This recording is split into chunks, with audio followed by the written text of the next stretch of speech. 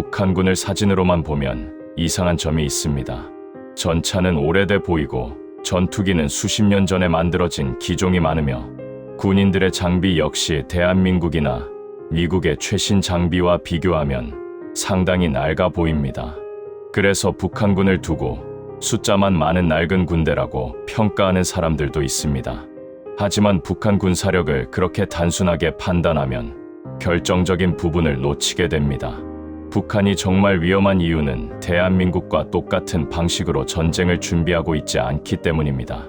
최신 전투기 숫자로 대한민국 공군과 경쟁하는 대신 탄도미사일을 만들고 첨단 전차 숫자로 경쟁하는 대신 장사정포와 방사포를 전방에 집중시키고 있습니다.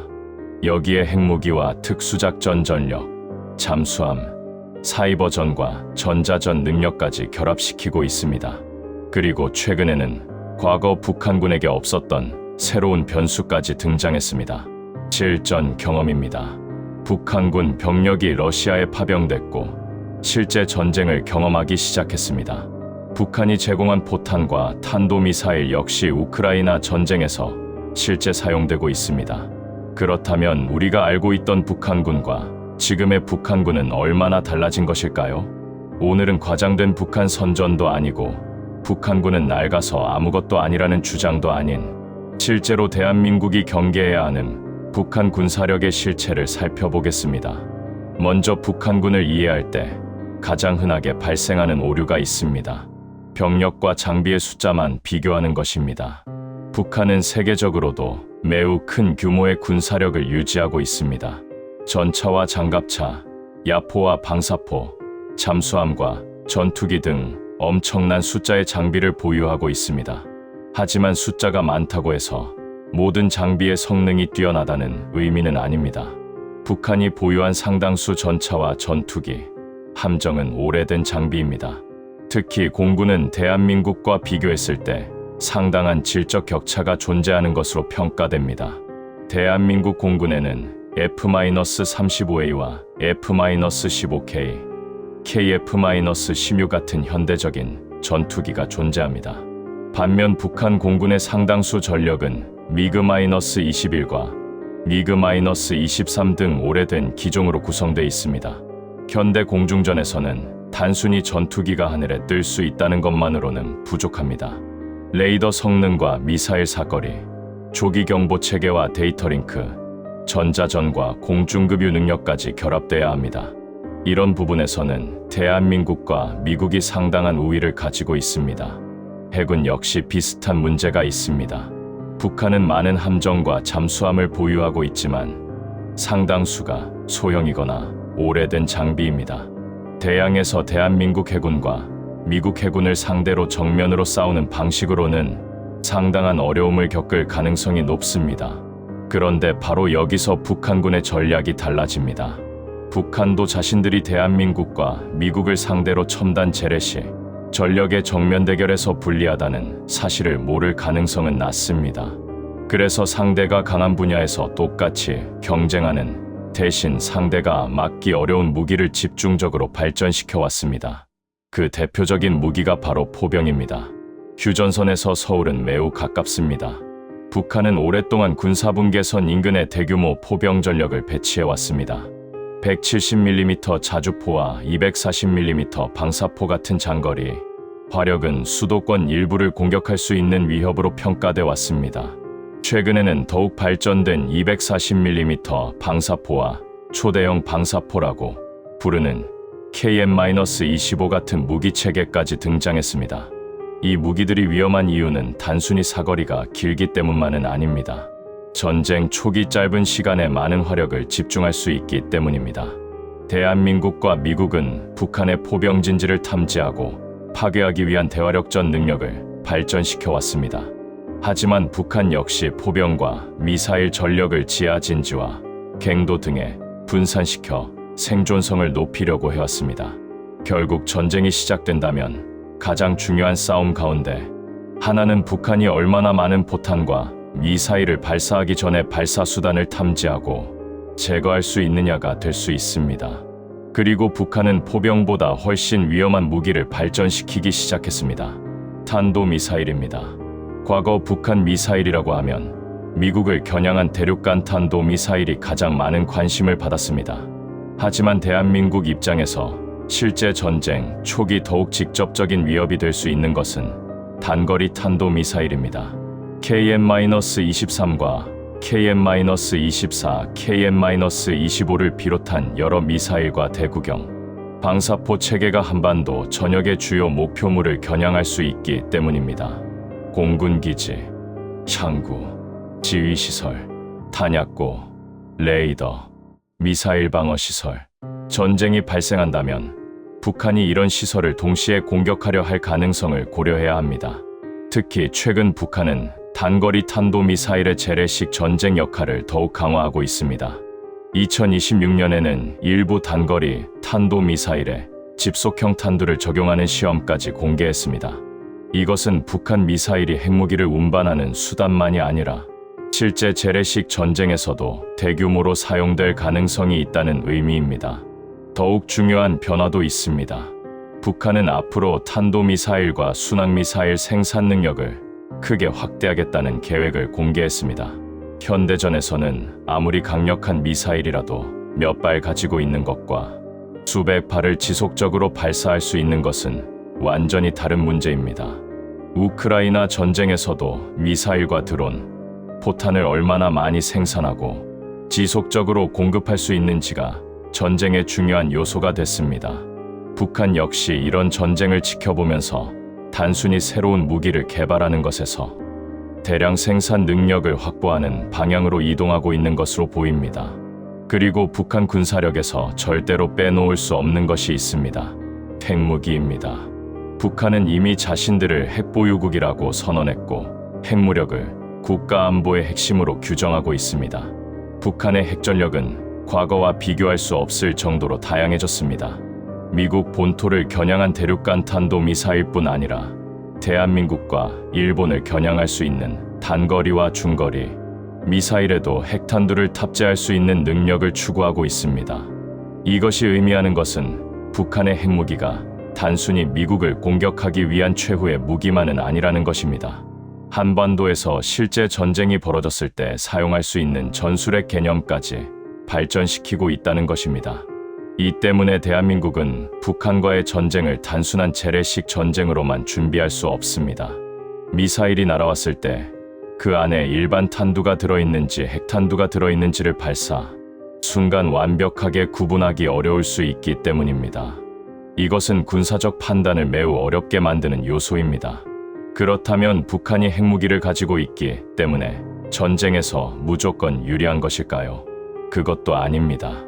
핵무기를 실제로 사용하는 순간 북한은 미국의 핵전력까지 포함한 엄청난 대응을 감수해야 합니다. 김정은 정권 자체의 생존이 위험해질 수 있습니다. 그래서 핵무기의 가장 중요한 역할 가운데 하나는 실제 사용하는 것보다 상대방이 공격하지 못하도록 만드는 억제력이라고 볼 수 있습니다. 하지만 핵무기가 존재한다는 사실만으로도 한반도에서 발생할 수 있는 군사적 충돌의 위험성은 과거와 비교할 수 없을 정도로 커졌습니다. 그리고 북한에는 또 하나의 독특한 전력이 있습니다. 특수작전 전력입니다. 북한은 오랫동안 대규모 특수작전 부대를 운영해 온 것으로 알려져 있습니다. 전쟁이 발생하면 이들의 임무는 전선에서 대한민국 육군과 정면으로 싸우는 것만이 아닙니다.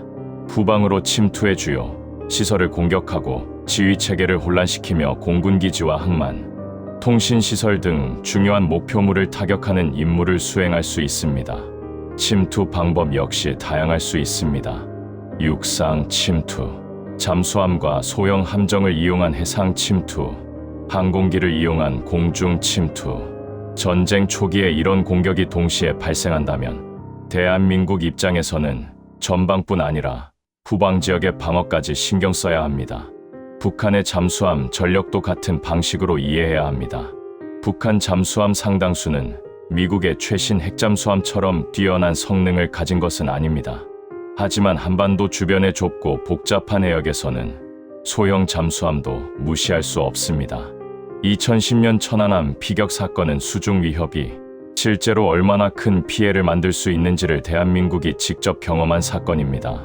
북한은 여기에 잠수함에서 미사일을 발사하는 능력까지 발전시키려고 하고 있습니다.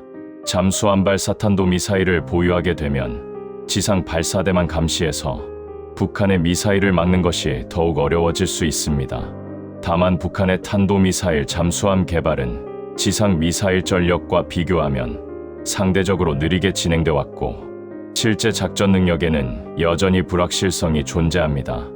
북한이 공개하는 새로운 무기와 실제 군사적 능력을 항상 구분해서 봐야 하는 이유입니다. 또 하나 최근 중요성이 급격하게 커진 분야가 있습니다. 드론과 전자전입니다. 우크라이나 전쟁은 값싼 드론이 수백억 원짜리 전차와 방공 체계까지 위협할 수 있다는 사실을 보여줬습니다. 정찰 드론이 적의 위치를 찾고 공격 드론이 직접 목표물을 타격하며 여러 대의 드론이 동시에 공격하는 전술까지 빠르게 발전했습니다.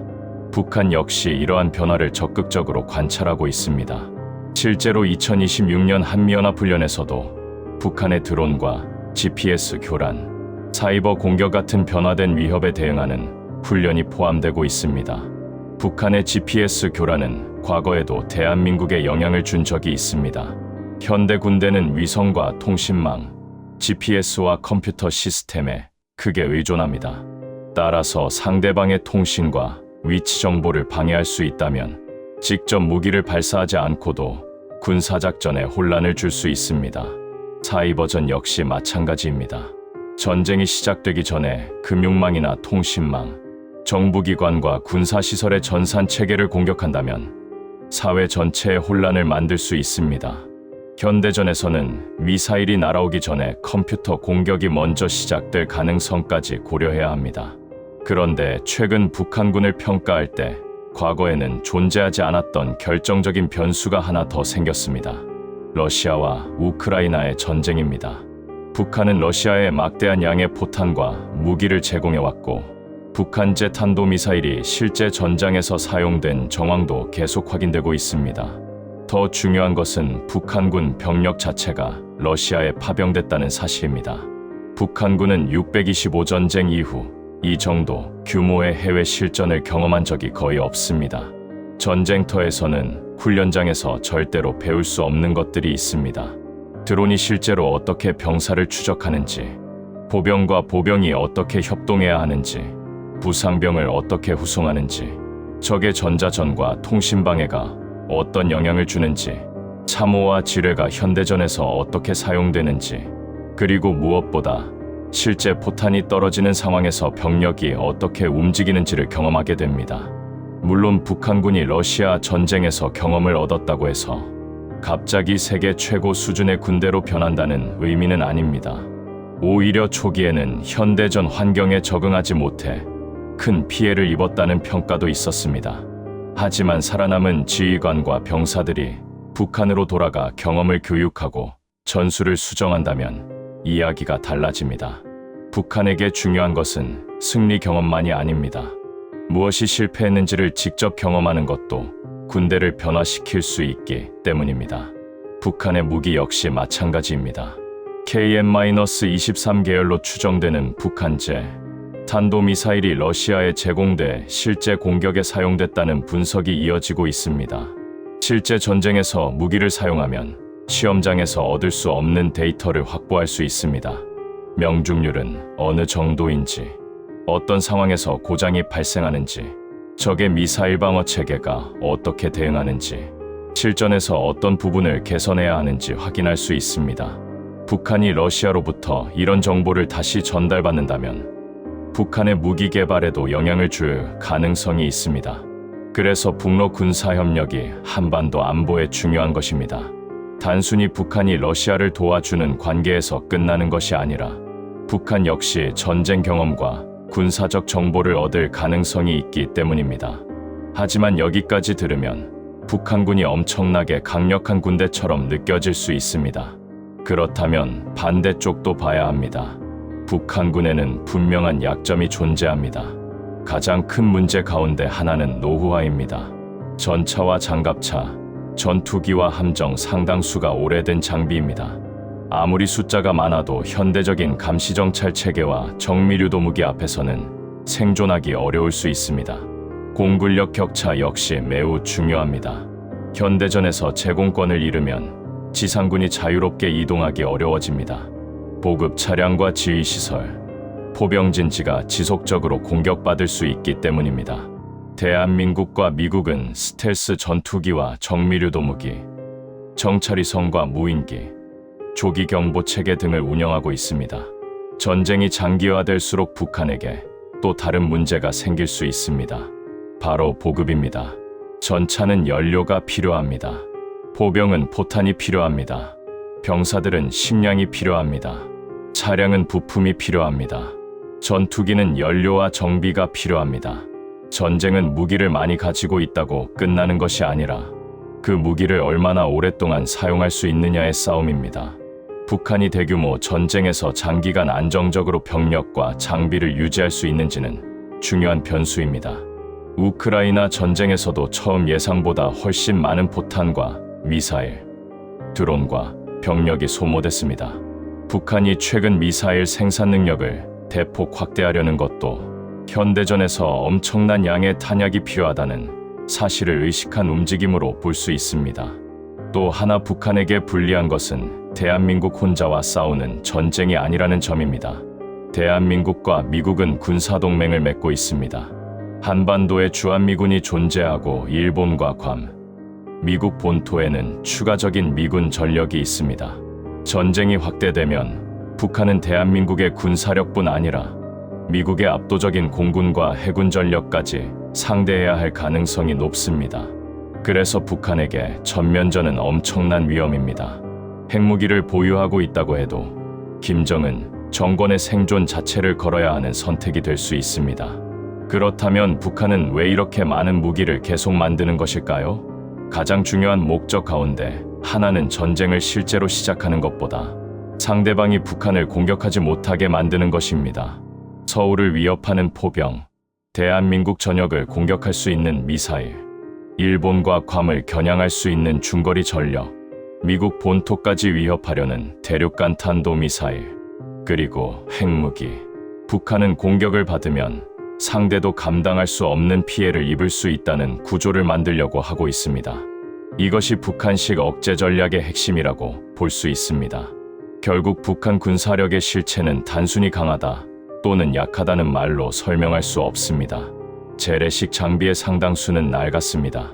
공군과 해군의 질적인 능력에서는 대한민국과 미국에 비해 상당한 약점이 존재합니다. 장기간 전쟁을 지속할 수 있는 경제력과 보급 능력에도 의문이 있습니다. 하지만 그렇다고 북한군을 낡은 군대라고 무시하는 것은 위험합니다. 북한은 자신들이 불리한 분야를 알고 있기 때문에 다른 방향으로 군사력을 발전시켜 왔습니다. 핵무기, 탄도미사일, 장사정포와 방사포, 특수작전 전력, 잠수함, 드론과 전자전, 사이버전, 그리고 이제는 러시아 전쟁에서 얻는 실전 경험까지 추가되고 있습니다. 특히 앞으로 가장 주목해야 할 부분은 북한군이 러시아에서 얻은 경험을 실제 한반도 전술에 어떻게 적용하느냐입니다. 드론을 이용한 정찰과 공격이 강화되는지, 전자전 장비가 발전하는지, 보병과 드론을 결합한 전술이 등장하는지, 실전 경험을 가진 지휘관들이 북한군 교육에 투입되는지, 그리고 북한 미사일이 실제 전쟁에서 얻은 데이터를 바탕으로 얼마나 개선되는지를 지켜봐야 합니다. 2026년 한미연합훈련에서 드론과 GPS 교란, 사이버, 공격 같은 북한의 새로운 위협이 주요 대응 대상에 포함된 것도 이러한 변화와 무관하지 않습니다. 결국 북한군의 가장 무서운 점은 전차 숫자나 병력 숫자 하나가 아닙니다. 상대보다 약한 부분은 다른 무기로 우회하고 대한민국과 미국이 막기 어려운 분야에 집중하면서 자신들의 전쟁 방식을 계속 바꾸고 있다는 점입니다. 낡은 전차 뒤에는 탄도미사일이 있습니다. 오래된 전투기 뒤에는 핵무기가 있습니다. 작은 잠수함 뒤에는 수중 침투 전력이 있습니다. 그리고 수십 년 동안 실제 전쟁을 경험하지 못했던 북한군 일부는 이제 러시아에서 현대전의 현실을 직접 경험하고 있습니다. 그래서 북한 군사력을 평가할 때 가장 위험한 판단은 두 가지입니다. 북한 선전만 보고 북한군이 압도적으로 강하다고 믿는 것, 그리고 오래된 장비만 보고 북한군은 아무것도 아니라고 무시하는 것입니다. 실제 북한군은 그 두 극단 사이에 있습니다. 정면으로 대한민국과 미국의 첨단 재래식 전력과 경쟁하기에는 분명한 한계가 있지만 전쟁이 시작되는 순간 대한민국이 막대한 피해를 감수하도록 만들 수 있는 비대칭, 전력을 집중적으로 발전시킨 군대입니다. 그리고 지금 북한은 또다시 변하고 있습니다. 미사일 생산량을 늘리고 있습니다. 핵물질 생산 능력을 확대하고 있습니다.